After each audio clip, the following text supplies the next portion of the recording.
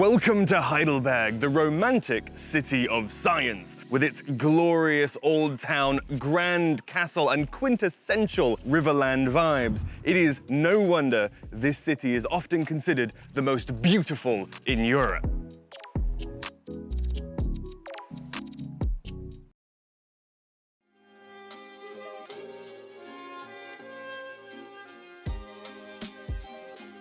Now, I'm not trying to put myself out of a job here, but one of the first things I'll do when I arrive in a new town is head to the Tourist Information Office, and I'd recommend that you do the same. There's only so much, especially in Germany, that you can learn online, though I do hope my videos are doing their best to combat that. I think probably the best tourism information center we ever went to together was the one in Bamberg, where they had the beer self-guided tour coupons. Those were awesome. So let's see what Heidelberg has to offer. Though nothing quite as exciting as having beer coupons, the tourism office did still have a wealth of information, highly detailed maps, talkative clerks, and no line to purchase a combo ticket for the Funicular railway and legendary castle. Two things at the top of my Heidelberg bucket list. Along with restaurant recommendations, walking route suggestions, and teaching me some fantastic history about the old bridge, I finally feel ready to hit the town. We have so much to accomplish today. Now that we are in the know and we have our tickets for the castle later, which is a bit of a relief because it is very busy today, I say we finally actually get into Heidelberg and enjoy all those pedestrian-only streets in the Altstadt with my favorite thing to do, a damn good walk.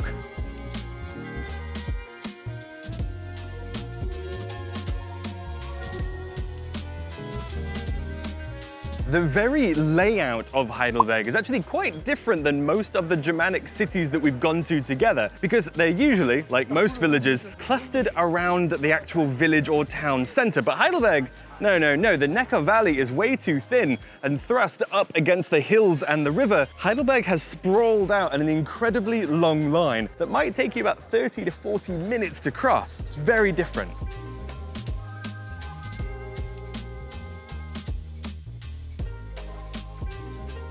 I am spending so much time looking up that I'm genuinely worried I'm gonna trip over something because the architecture is absolutely astounding. What's really calling to me is the building materials. Unlike what I see in my home in Oberbayern, there is so much beautiful red, pink stone everywhere. Building behind me, church in front of me, everywhere. So when you're walking around Heidelberg, look out for it. It's really unique, at least to me. I don't see it every day. I absolutely love it.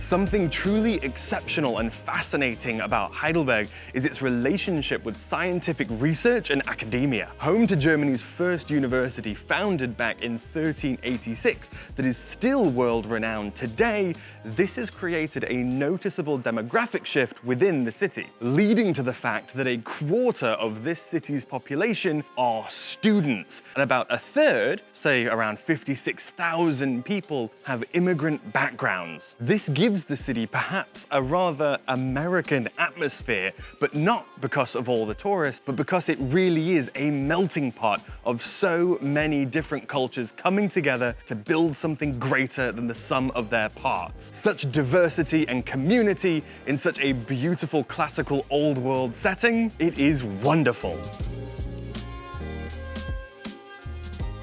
What have you found? Antique bookstore. Can we go in? Sure. You can no longer say that you don't like shopping on vacation, though. I don't like shopping on vacation. I don't like buying souvenirs. But I do like antique bookshops. This is different. Haben Sie Ihr Reisenbuch? Ja, und zwar in der Rückwand. Cool. Ja. Danke dir. Oh, wow. The first thing we pulled to is Starnberger See. That is the lake that is closest to our home in Munich. It's a little busier than that today, but I think some of those buildings still exist. Oh, that's cool. Very topical, considering where we are. 1902, very cool. I love it. And they always usually start with like a poem as well, which I think is really cute. Maybe we should start our videos with poems. You just staring directly into the camera lens, reciting a poem. I mean, I love Greece, but I think reading about Greece in German might be a little difficult. When is it from? Yeah, because I bet it's changed a lot if it's depending on how old it is. The quaint island of Santorini. Under-touristed, only visited by local fishermen. Oh, I love that cover. Very pretty. That is really pretty. 10 euros, 1913, all about Munich. You want to pick this one up as well? Yeah. Was that a map? Oh, yeah. Oh, jeez. I love it. I'm glad the maps are being preserved. Now, what's this one? Oh, Cavendish. Hey, Mittenwald. I love the Cavendish pizza. You know, I've never seen a map of this region focusing so heavily on the mountain and not the town. I would call that mission accomplished. Maybe I do like shopping on vacation. I keep buying stuff.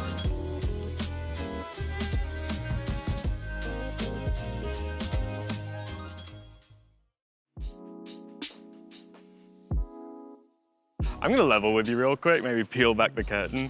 It's really cold and chilly today. I am not dressed appropriately, but I didn't come all the way to Heidelberg to not go through its grand medieval tour and cross its excellent bridge. Let's get windswept.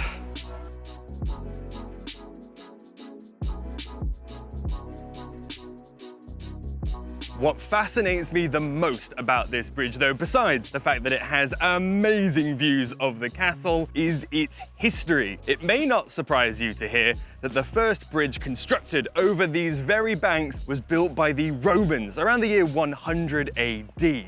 It lasted around 100 years, till it eventually collapsed and was never rebuilt. These banks would go bridgeless for over 1,000 years, until during the medieval era, they finally started building the bridges again, this being the 8th incarnation from around the mid-1700s. And as a subtle nod to that history, to this bridge's past, that's why we have two statues. One to Karl Theodor, the Wittelsbach in charge when this bridge was constructed, and the Roman god Minerva. How cool is that? I love a good story about a bridge.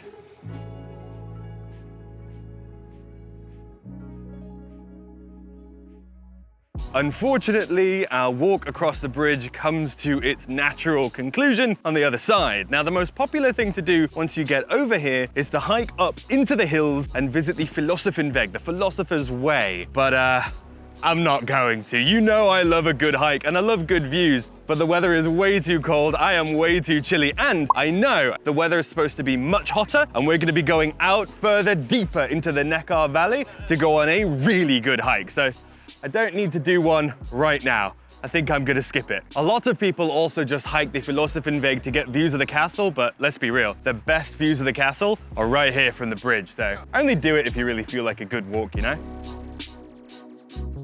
This is deeply and profoundly uncomfortable. Okay. Oh, that's enough of that. Why is that here? Okay, you made me go in the monkey. You need to get in the monkey. But it's deeply unsettling. It's so unsettling and uncomfortable.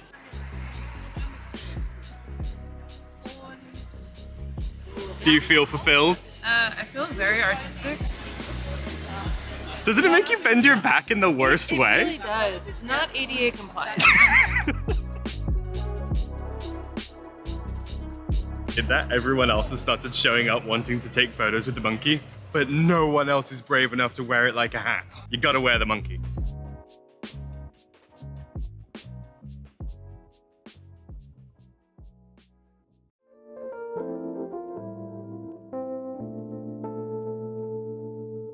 All right, guys, I think it is finally time. It's been looming over us all day, tempting me to drop everything else and explore it alone. I think it's time we go to Heidelberg Castle.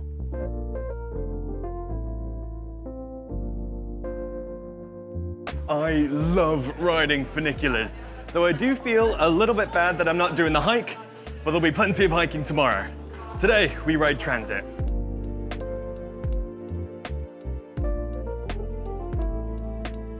Talk about appreciating that absolutely beautiful pink stone earlier, and there's gonna be a lot of it now.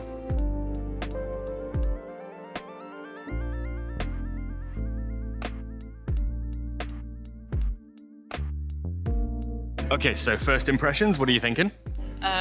very cute. I love the commitment to decoration with all of these statues. And like how it's made of a different stone too, so you got like a yellow-pink vibe. Yeah, we haven't seen a lot of stuff like this in Bavaria, so I'm really enjoying it. Super pretty. The view of Heidelberg behind me from the balcony is genuinely breathtaking. But the best part is while I'm looking at you, I'm looking at the castle. This really is 360 degrees of just absolute beauty, nature and architecture. What more could you ask for?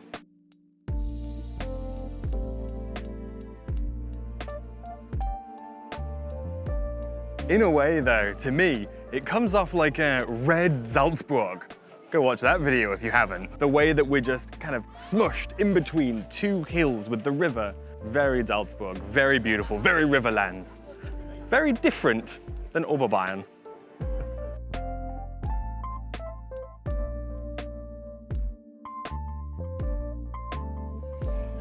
Before we keep looking at more of the castle, do you want to go see the big barrel? Yes.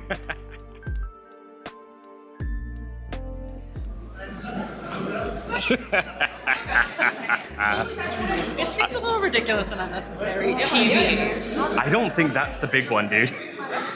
That's the little barrel. Where's the big barrel? I think around here. Yup. That's the big barrel. Oh my god.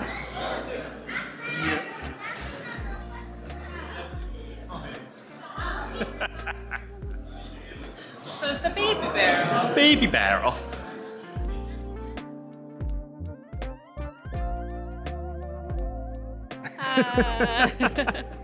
I came here so ready to be a curmudgeon, but I love this barrel. Built in 1751, this barrel is older than the United States of America, and it took 130 fully grown oak trees to be felled to construct it, holding around 220,000 liters of wine. We're not in Bavaria anymore. The barrel supports are also shaped kind of like reminiscent of at least violins. It looks really pretty. I feel like a lot of people miss that detail. Honestly though, this is the kind of thing that like makes sense if I heard about it in a Dungeons and Dragons campaign, not in an actual castle. This is just so ridiculous. Why am I getting vertigo standing on a barrel? Didn't think that was on the list for today. All right, enough barreling about. Let's go see the rest of the castle. Get it? Barreling about. Even though I knew it was here, something that's a little bit surprising is that they have a full exhibition and museum to the Apothecary. It has free admission, and though that's not really what I'm thinking about when I'm in a medieval Gothic castle, well, let's go check it out.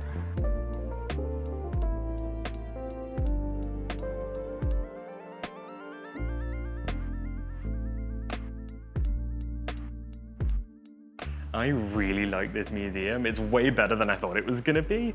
So I will say this, it's a little bit less of an apothecary museum and a little more a museum of cabinetry.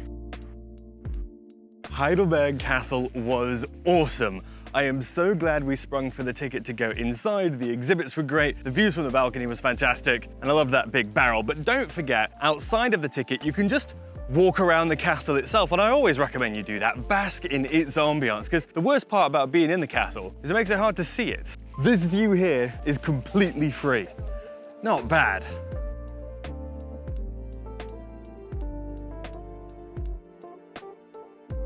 For now though, I think we have really done everything we can here at the main castle, and we did buy an extended ticket. You see, the normal ticket you buy gets you up the funicular and into the castle, which is a great value, and I'd easily recommend it, though the walk doesn't seem too bad either. But for me, there is a very special treat waiting one more funicular station above us, and I really want to go see it. So we sprung for the extended ticket. Let's go make use of it now.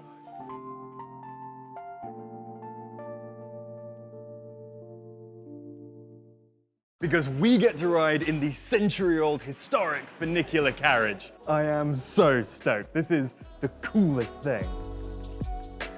But where are we riding this grand steed? Up to the highest peak in town, the Königstuhl, for hopefully an epic sunset view. That ride was excellent. What a tram.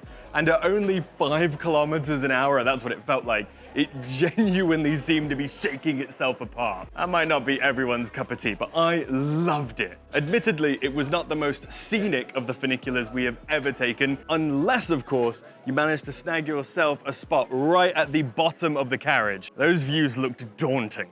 If you go around the corner, you can see the machinery, and if we're lucky, we'll watch it spin. I love that stuff. You guys know I'm a dork.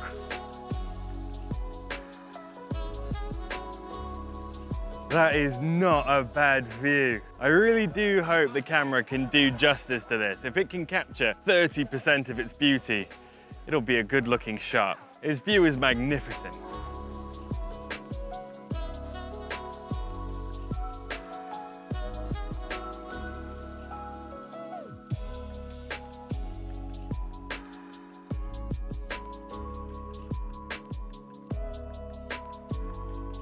But I must admit, now that we've seen the view, I think my opinion on this place is perhaps controversially so, rather mixed.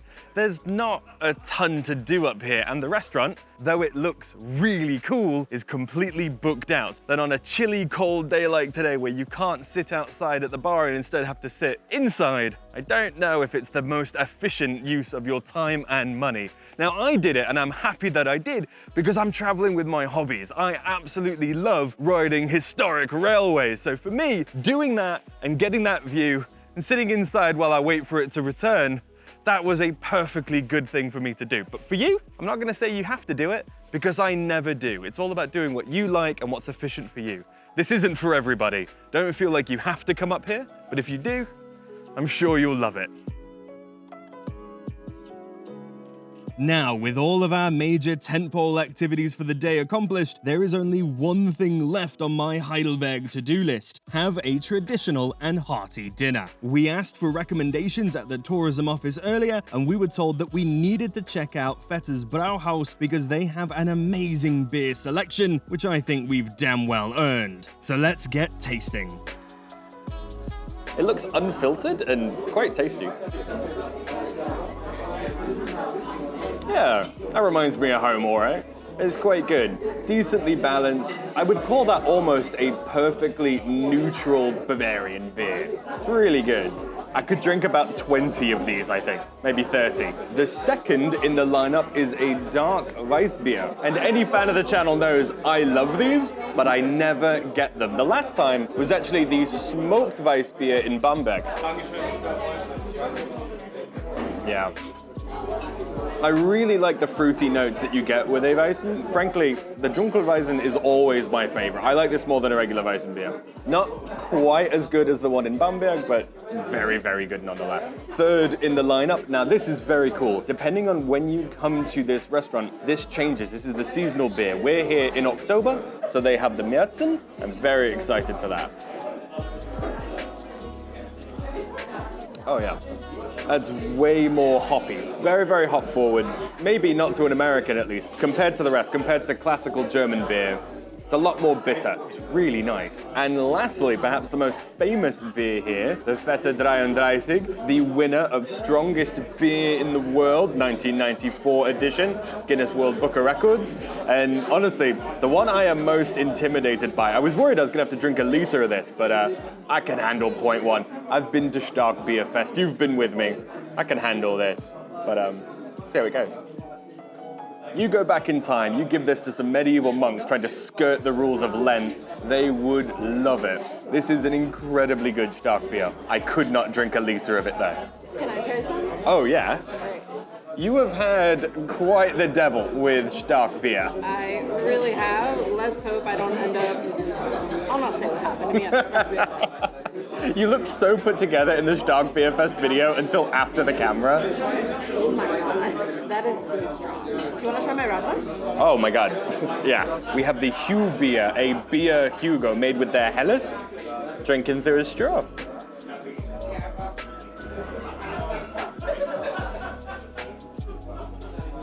That is very good. That is much stronger than a Radler, but it's so much sweeter as well, so it balances out, but you could do some damage with this. I mean, in a bigger glass. Fortunately for us all, this was not the only amazing meal we had during our long weekend adventure here in Heidelberg. This video has laid an excellent foundation, but over the next 2 days, it's going to be getting even better. With enough restaurant recommendations to fill their own video, you know we're going to have to release a separate Heidelberg food tour. And even more excitingly, reading through the ancient travel tome we bought earlier, I think I've rediscovered a long-forgotten gem. 5 glorious castles deeper within the valley, only 20 minutes away, but most importantly, I've found the hiking routes between them all. I have no idea what we're getting ourselves into. I've never seen anyone else cover it, but I do know it's going to be amazing. But alas, I think it's time we finally bring this video, at least, to a close. If you've enjoyed it, then please share our channel with your friends. Help us grow organically. Like the video if you've liked it, give us a tip if you think we've earned it, and make sure no matter what to subscribe so that you don't miss out on the rest of our grand Heidelberg adventure. For the superfans out there, don't forget we offer itinerary consultations on our website if you like our style and think that we could help you with your German adventure. It's a great way to support us, and we get to hang out on Zoom together going over itineraries. It's a lot of fun. Thank you so very much for watching, and I will see you all in the next video, wherever that might be.